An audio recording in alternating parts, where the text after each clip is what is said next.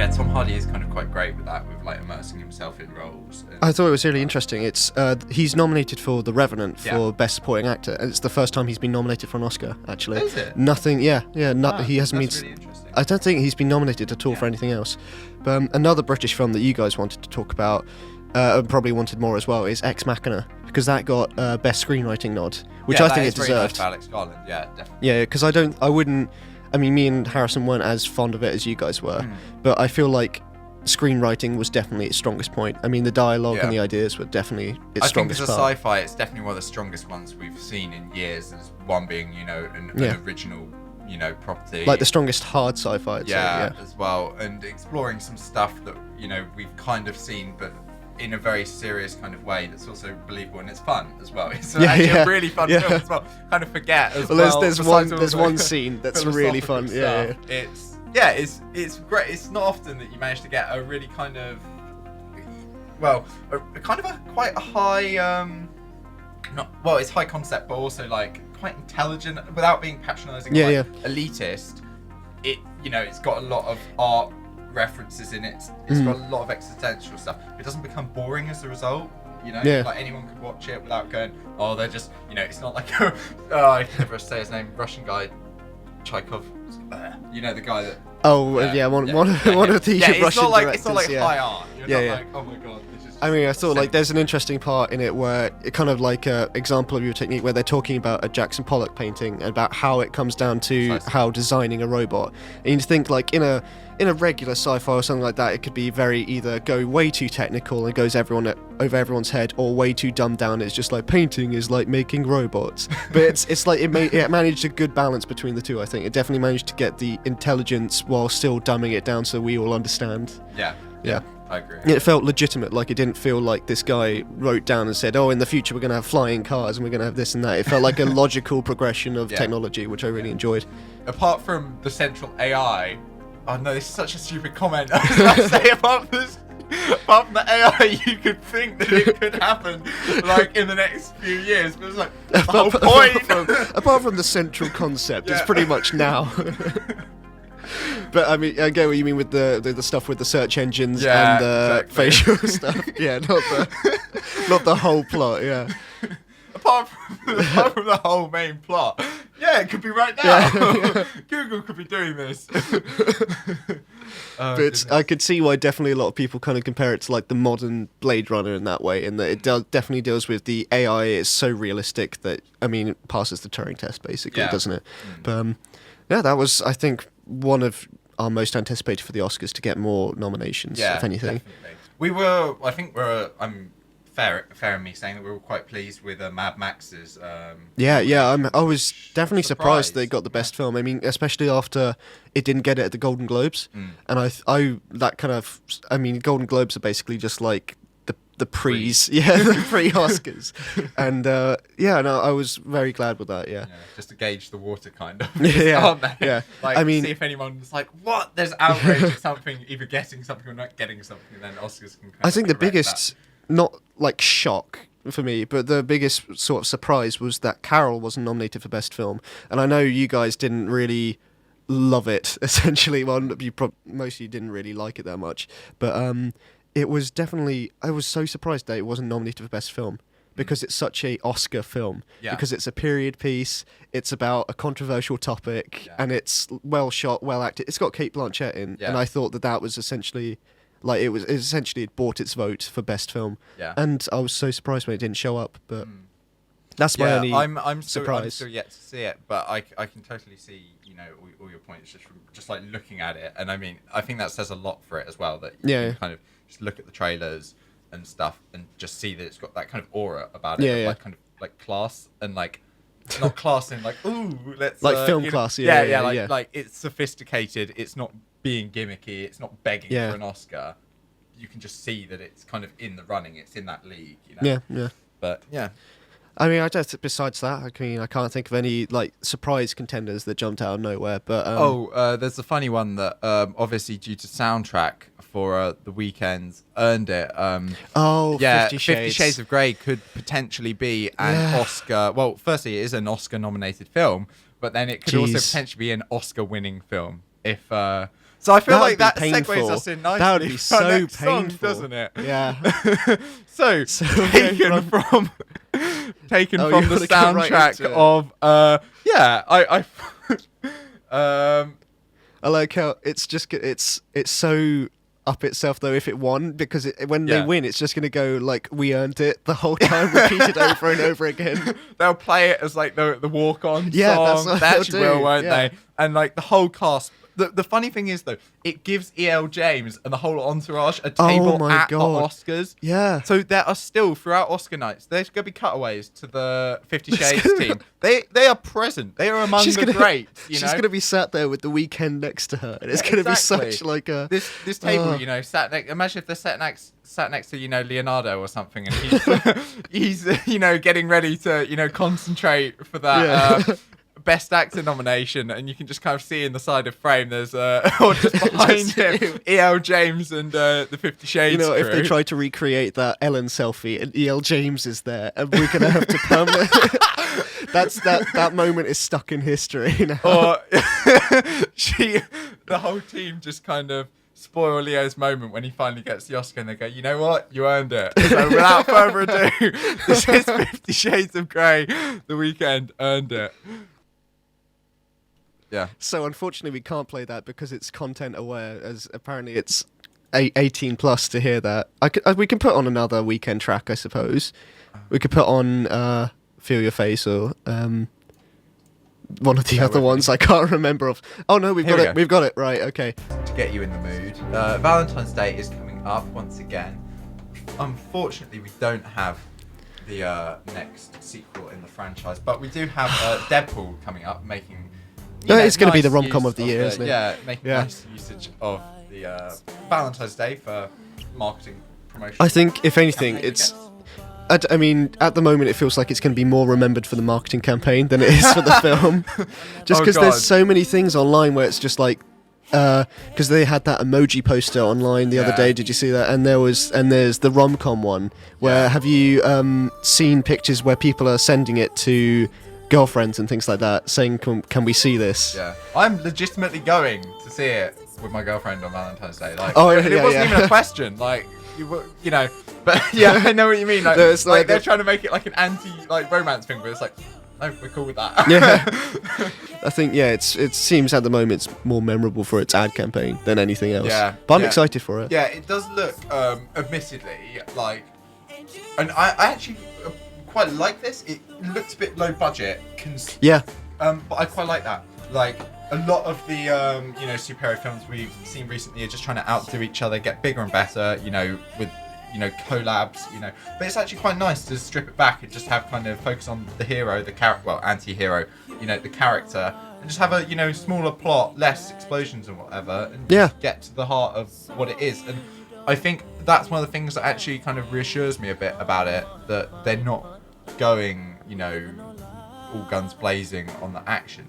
The set pieces from the trailer are a motorway, Yeah, it seems like it's the a same one motorway in every single shootout, trailer. Yeah. and another bit with like kind of a mutant brawl kind of Yeah, between. yeah. So those are the two ones they've shown so far. There might be some more bits, but they have really repeated footage to get Yeah. from that. So I think that's quite encouraging, because either A, it's going to be, quite focused and grounded on the character, or B, they've got loads of great stuff that they're still withholding. And I really hope that's the case, and that we haven't seen Yeah. all the funny moments in the trailer. Oh yeah, Because that I would think be. it's also got the potential to go the complete other way and be atrocious.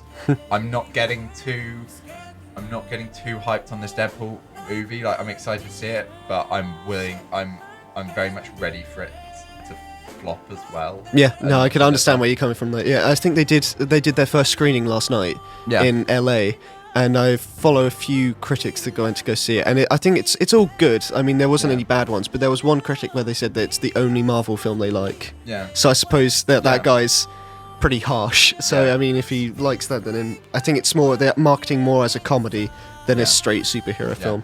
I think that works well in its favour. It's nice to see, one studio kind of stepping outside of the formula that we've kind of got. Yeah, it does, and it does definitely feel like a formula. Yeah, it seems like we've got a step in the right direction. Like, I know we do actually, it is technically an origin story again, but the formula seems like they're mixing it up a bit. They're doing something different. They're trying to not just do the straight-faced kind of, here's the hero, we go set them up for a franchise, let's get them involved in a bigger universe that we're going to build. Like, it feels a bit like it's going to be quite refreshing, I feel. Yeah. Actually be a film in itself for once. And it won't just end halfway through like some other superhero films that I've heard other people don't like. Yeah, but I'll never watch those ones, so it's fine. And also purely on kind of an X-Men kind of fanboy level, because I think X-Men's probably my second favorite like kind of superhero source material outside of Batman. It's one of the it's really cool to see them introduce some more kind of X-Men peripheral kind of characters in a really kind of just organic kind of way. Like, they're just kind of slipping them in.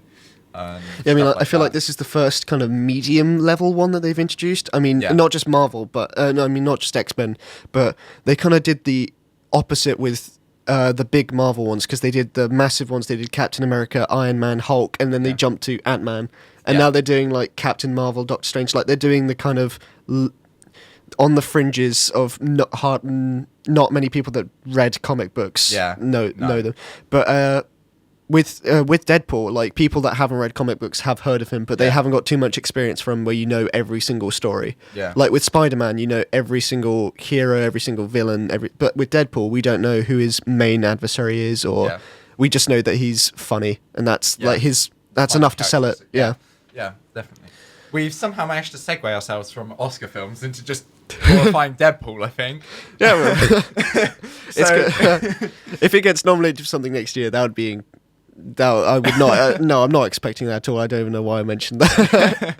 That would be, completely different. But so we wanted to talk briefly about... Well, not briefly for the rest of the episode, about how just the Oscar nominations, really. Just go through them and just talk about what we thought of them. Yeah, so before the break, we'd already mentioned briefly Mad Max, and then also Carol, which we think has been left off of the Best Picture selection.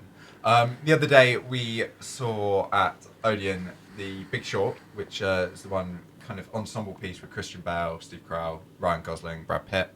And we saw that Screen on Screen, so it hasn't been released in the UK just yet, has it? No, I think it's... Has it got a US release? I think it's already gone round in the US. I think it's already gone round. But, what did you think of it, though? Yeah, I found it really enjoyable. It was kind of quite a good watch. It was definitely kind of in that kind of Oscar film kind of... Yeah, you said, Oscar line bait.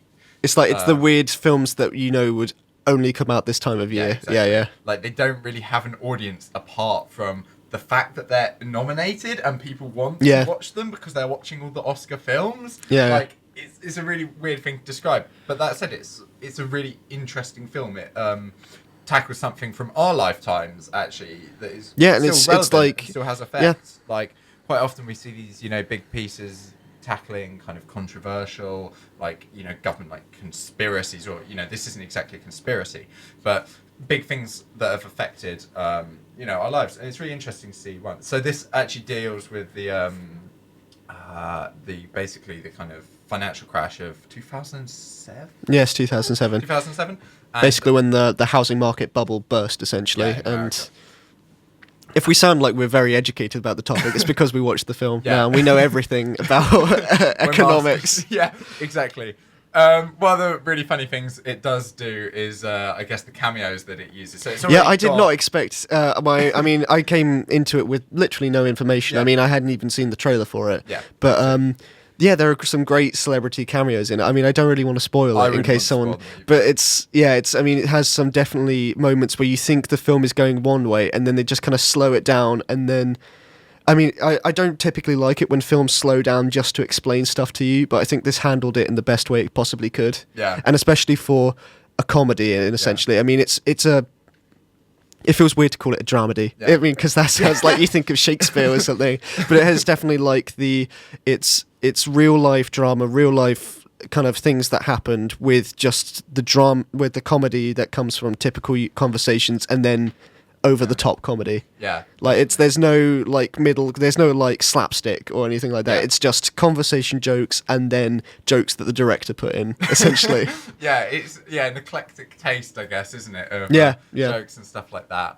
Another thing that's quite interesting with it is we've previously talked about is the editing on it. It's works with kind of a very interesting kind of montage style where it chucks in, sound bites, clips, different images that kind of show the acceleration towards, the actual crash itself, just documenting basically some of the moments, through from like 2005, 2006, 2007, building up to that time.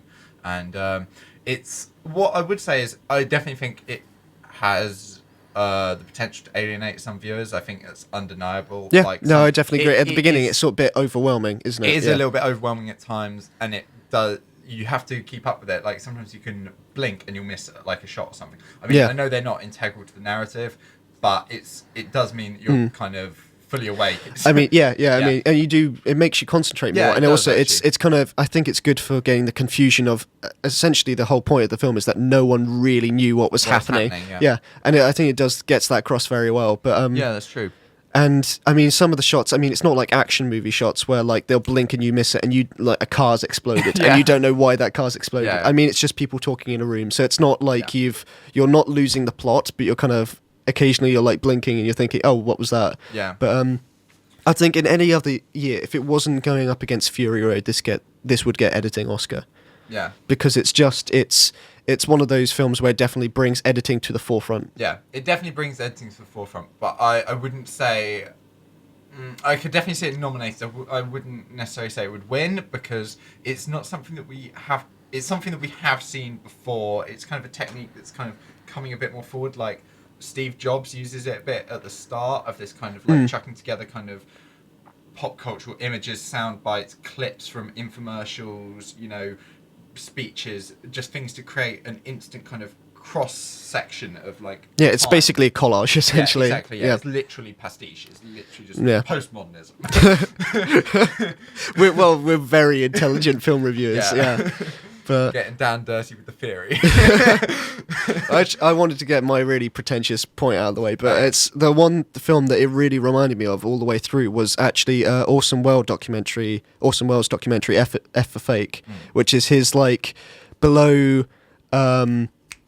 Citizen Kane. It's essentially like I'd say it's his second popular film, and it's a documentary all about fraud. And it's very much a similar style in that there's one story, there's several stories going off at the same time. It branches between the two, and essentially that's also the exact same editing style. Like it will freeze frame on certain things, it will draw stuff in. The narrator will come in and tell you stuff, and I thought it was interesting that he's essentially the director and editor kind of in a way wanted to just reintroduce the idea of just bringing back F is for Fake into a modern setting, in that it's not just a documentary now, it's with A-list celebrities, and it's like the next generation's version of that, and I thought that was really interesting to see. Yeah, definitely.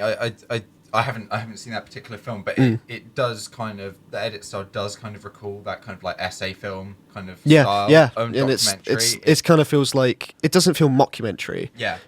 I know the director's done a load of episodes of The Office, I think, actually. Oh, has he? Because I was going to say, the cinematography like really is like The Office, isn't it? Like the camera will zoom mid-shot, like a documentary, essentially. Out of focus. Occasionally, I did find that a bit annoying. The out of focus was a bit annoying at times. On the cinema screen, it was like, okay. You can notice it, definitely, yeah. Like, I don't know, it's really weird seeing out of focus, like it sounds really stupid, but like seeing like an out of focus like image of like Christian Bale or Brad Pitt or something on the cinema screen, it's really like disconcerting. I don't know why. It was like just bugged me. I feel like they probably kept that stuff in because I feel like they wanted to get the imperfections in to make you think that it's more real. And also I remember like there's a great Variety interview with the editor that you could go see on their YouTube channel, which is where I stole some of the information that I've talked about from. Not the F for Fake thing, that's all me. But and he was talking about how, like, if you want to get a realistic film, you use the shots where the actor doesn't think that they're being filmed. And I remember with the Steve Carell interview that he also said about how Adam McKay shoots with loads of cameras going at the same time, kind of similar to what Fury Road did, which is why I kind of think the editing is quite impressive with both of them. But And it's definitely just like you feel, even though the outer focus shots, they can sometimes stay out of focus for the whole thing, and it is a bit disconcerting. But I can see why. I can see the argument for them. I definitely understand why they're there. It was just kind of it's just a personally off-putting. I think another thing to bring up though is among the cast, Christian Bale again gets a nod for a supporting role, and he did all right. Yeah, he did all right. I wouldn't say it was a bad performance, but I wouldn't say it's not. He doesn't get a moment in any point. No. Like it's just you want to count him just doing like a drum. So drums, basically. I mean, I think it's a like any of those actors you could give the same award to, and it would be the same amount of deserve, essentially. He can share his nomination with the other four. I mean, I thought it's quite funny when you showed me the poster just now, and it's got Brad Pitt on it, and Brad Pitt is literally 5 minutes of screen time. Brad Pitt is like kind of an assist. He's like kind of a periphery character to two characters that are in the kind of like the four main ones. He makes it onto the poster. Who are those two guys? Those young guys. There's like 3 main stories, and the smallest one, he's an offshoot character of the smallest story. I mean, I think he probably got less time than some of the cameos we were talking about at the beginning. Oh, one thing, he was a producer on it. Okay, right, now it explains it. Also, it made me chuckle because he's also the kind of the most, even though it's kind of done like ironically, and he's kind of a laugh at kind of character because he's kind of like a bit of a tin hat, like paranoid kind of character that's like, he wants to go live off the land and like sow seeds and that's a funny pun, and all that. But he's like ultimately the guy that just like rejects the system, and it's really funny that that Brad Pitt as a producer cast himself in the kind of actually the most benign character. I don't know. I just found that really funny. I'd say actually, and I also think that even though he had such a small role, he actually had one of the most kind of, it's not an emotional film, but he definitely had one of the more emotional moments of the film. It was between that and Steve Carell with the kind of a dramatic moment where they build it up a tiny bit, but it's not dwelt on like with other films where it'd be the whole thing is they built it around this personal strife. But I think they both did. They were the two. If you could point one person out as having a standout moment, I think those two would be it. Definitely, yeah. I think Steve Carell is definitely the I'd say he's the main actor. He is definitely the main actor, and I felt like his performance is very, very convincing. It's very good. I like Steve Carell in some of these serious stuff, like whereas you've got other people like Jonah Hill and Seth Rogen that have kind of moved from comedy stuff to occasionally doing roles in Oscar picks, and I'm pretty sure Jonah Hill's definitely in one this year. The Coen Brothers. That's what you're thinking of. Hail Caesar. Yeah. And like, while I like them in these ones, like seeing comedians transition to these, Steve Carell, I think he actually does have a lot of acting potential as well. Yeah, I mean, he's basically just done. I mean, he's done comedy, and now he's done 2 grumpy roles. I want to see him try a really quite emotional role, because at the moment he does the gormless characters, and then he just does the angry characters, and I want to see like a difference in between the two. But I do like him, and I think it's definitely all the comedians that are kind of going into Oscar dramas at the moment. It definitely shows that if you can make someone laugh, that's one of the hardest things to do, and that they can do anything else essentially after that. It generally does tend to be the smart ones that are writers, like. Isn't it? 'Cause they've all written their own material and stuff like that. And, so it's interesting they're trying to get in the big leagues, get some serious awards as well. But fair enough. I'm excited for it though. I want to see what else he can come up with. What he's going to do in the future. Yeah, definitely. But going back to Christian Bale, like I thought he's just kind of in this nomination again for like the same thing he always does of like play an eccentric supporting role. And in this one, he's fine in it. He's great. He's enjoyable to watch on screen, but it's not better than any of his previous supporting roles. So I definitely rule him out of the running for this. Yeah, no, I think if he won the award, he wouldn't. I don't think he'd deserve it against some of these guys this year. I mean, this year. Yeah, so we've actually got Sylvester Stallone in amongst there with Mark Ruffalo, Mark Rylance, Tom Hardy, and neither of us have seen The Revenant yet, but we've already had a little chat about Tom Hardy in there. Yeah. And then Sylvester Stallone, you've recently seen Creed, haven't you? Yeah, and he does give a good performance. Like, it's genuinely, I haven't seen any of the Rocky films. I think I talked about that when we reviewed Southpaw like a while ago.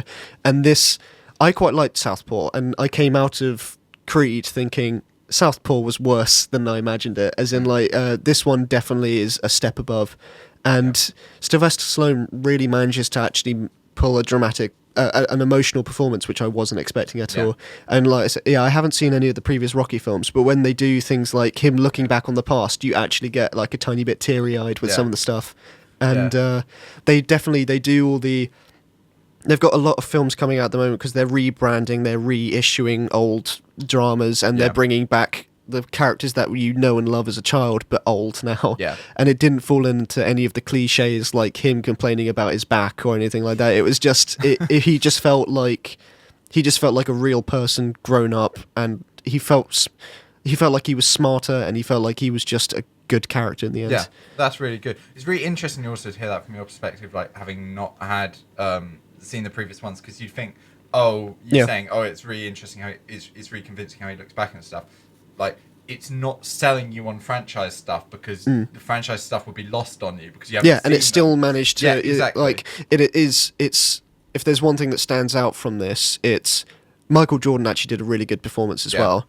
I think you can kind of see it in the trailer. I mean, it's not like it's not so much the acting moments as it is the physical moments, because when they do the fights, there's this, not so much in the final fight actually, it's like this kind of like the second act fight. It's really impressive. Like, as in, you kind of talk about Jake Gyllenhaal, and they did all the stuff with he trained 5 times a day boxing, blah blah blah, but they didn't talk about that with Michael B. Jordan, and I thought that it looked like he put more effort into learning it, and it looked like he learnt like proper fight choreography for it, and it really proved in the end. And the second thing that I noticed is the director, the guy that now he did I've completely forgotten the name of the film now, but it will come back to me the moment I've finished talking. And now he's doing Black Panther after this. Oh yeah. So that's the guy, and he's really encouraging. Actually. Yeah. No, he's honestly, I think if he continues, if he brings the same amount of quality to Black Panther as he brought to Creed, it would be the best Marvel film, I think. Wow. Definitely. And it's just this is his second film, and you can already tell that he just knows how to make a good film already. And it's just really impressive. That's really cool. I'd really love to see some really good, like top-notch, like fight choreography in a Marvel film, because I think something we've picked up on before is like the fact that we really like and enjoy in Marvel's Daredevil in the second episode. There's a fight scene in that.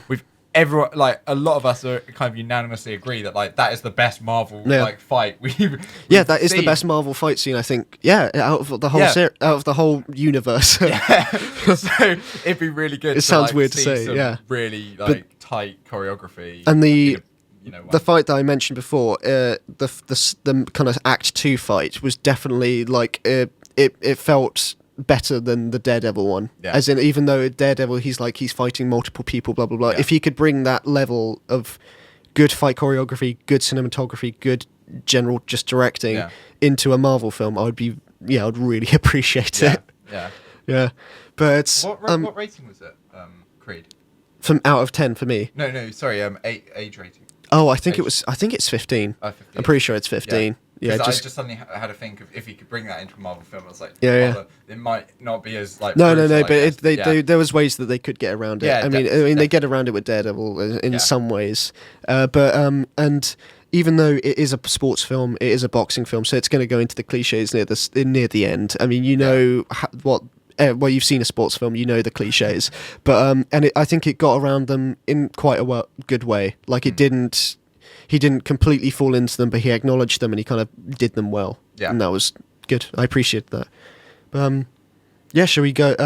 One thing that I want to talk, but there was a really good soundtrack for it.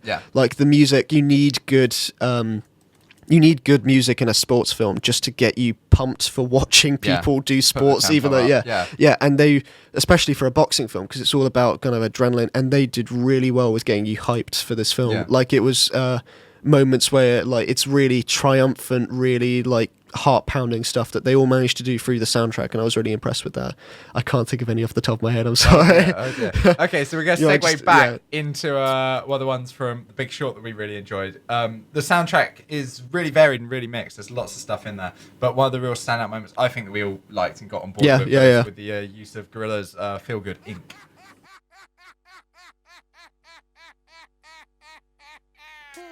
that was in The Big Short, and probably one of the more memorable songs in the film. There are quite a lot of them used, and like we were saying with the quick cut edit style, there's probably a good 10-20 tracks in there spaced amongst stuff, and some of them, like, you know, you'll get like 20 seconds of them and they'll just be cut off like mid section. It's really kind of frenetic at times with how it just drops stuff in, pulls it out, whatever. I mean, and it's definitely it's not so much about setting tone all the time as much setting the time period. Yeah. And then they definitely pick songs like that are essentially kind of like looking back on and are saying about how it's obvious this is going to happen. Like they do that song Feel Good Inc., which is kind of like dark undertones, but it has a like.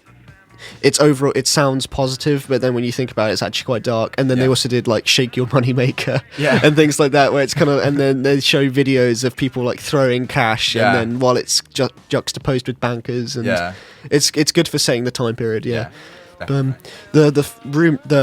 film that you really wanted to talk about was Room, which was nominated for Best Film, which we didn't expect. So another one of the ones that we've seen that's kind of, it's just come out in the UK, hasn't it? But it's now out. Once again, with Odeon and Screen, I got to see this back in December, and I went to see this with James, and I was really, really impressed by Room. Actually, I feel like it's kind of come out of nowhere. It hasn't really got too much hype and stuff like that. And I know everyone's been giving Brie Larson, like, you know, applauding her on the performance, and it is a really, really good performance.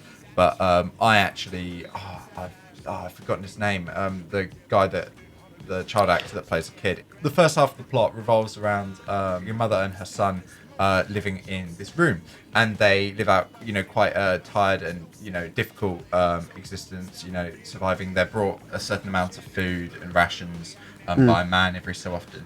But what's really great about this is it's shot very much from the perspective of the child, and you know, you hear about this, you know, like say Spielberg like shoots from a very kind of like childish perspective, not childish in a like a not good way, but he really assimilates the kind of perspective of a child. And this Room does this exceptionally well. I think it really makes you identify it and puts you in the place of the son, and you get this kind. What it articulates really well is the kind of way, as you're growing up, you kind of learn things from your environment, and then because they're only in this small room, what the child can learn is very different to what we can. So they've got kind of a stunted and kind of slightly weird, they've got kind of some eccentricities basically because of the fact that they've grown up in an enclosed environment. And you see later in the film why the mother has to kind of lie to some extent to protect her child, obviously, from certain things. So then you also get later on situations where basically, you know, as most children do, they find out that their parents have lied to them about some stuff, not, you know, realising it's for their better good. I thought it was a really, really, really good film at capturing, like, basically growing up, and especially in a very difficult situation. It's one of those kind of like mirror things, like where, you know, it uses a situation to bring out and exacerbate kind of things that everyone can recognise in their own life. So, you know, by putting things under extreme circumstances. Some of the criticisms I have seen of it, of the fact that it kind of uses slow-mo a bit gratuitously in some instances, and it does do some kind of stylized things with the camera work and with the sound and things like that. Okay, because when I saw the trailer, I thought it looked quite conventional in a way, like pretty standard. With there was nothing in the trailer that put across that it was going to be doing anything unconventional at all. Yeah, I wouldn't really say it would go as far as unconventional. I think it was just the fact that people were like slow-mo's a bit dated and stuff like that. Like, well, it's used particularly in one set piece or kind of crucial moment. There's one bit where the son's like basically trying to run and escape and get away, and it's kind of in slow motion. Everything around him's like, you know, I think that's in the trailer, and stuff like that. You're a bit like, but you can kind of see why it's used, and because I feel like it does have some context because it's the first time that he's out of the room. I don't want to go too much into the plot of what the room is, because I think it's nicely drip fed to you, No, It's it definitely feels like clues that from the to keep you trailer. Yeah. keep you guessing. I mean, the only thing you kind of learn from the trailer is, besides the fact that they were in the room, you know that they get out of Yeah, it, get out of it, essentially. yeah, exactly. But I mean, I don't feel like I would know where the film goes from there. Yeah. Because I mean, you'd think that them getting out of the room is the main story, Yeah. but it feels like there's something else It's coming. actually, yeah, which the kind of like first act, and then it's the kind of midpoint as well. so yeah, it's quite exciting revolves to around have it. more to a film, essentially. Yeah, and I found actually, as much as I've said that's actually very kind of pro the first half, I actually enjoyed the second half a lot more as well. Oh, really? Like when they have, got outside of the room and they're acclimatizing back to real life, even though you've got a brilliant kind of pairing because Brie Larson, her character, hasn't obviously grown up in the room. She's grown up normally, and then her son has grown up in the room. So she at first can acclimatise to normal life quite easily because she's lived the normal life. However, you've got this difficulty then of her son actually kind of in some respects misses the room, because it's where he's grown up. You've got this childhood like nostalgia and things like that, and it's really difficult, like how they both acclimatise to society again, and then also there's a good bit with media and how their story is sensationalized, which actually it reminded me a bit of Gone Girl in some ways. I thought you were going to say that. Yeah, from exactly. I mean, there is that one shot where she's getting an interview or something like that. Yeah, and I remember thinking that it seems a bit like Gone Girl in some ways. Yeah, but the latter half, a lot of Brie Larson's scenes are quite similar in tone to some bit. Okay. Similar in tone to some bits of Gone Girl. That's like a really not all of it. statement to make. That might lead you in the wrong direction. But it's about basically how the media kind of transforms their story and makes it into something more in a way. Yeah. They lose control of their story or their identity or whatever. Things like that.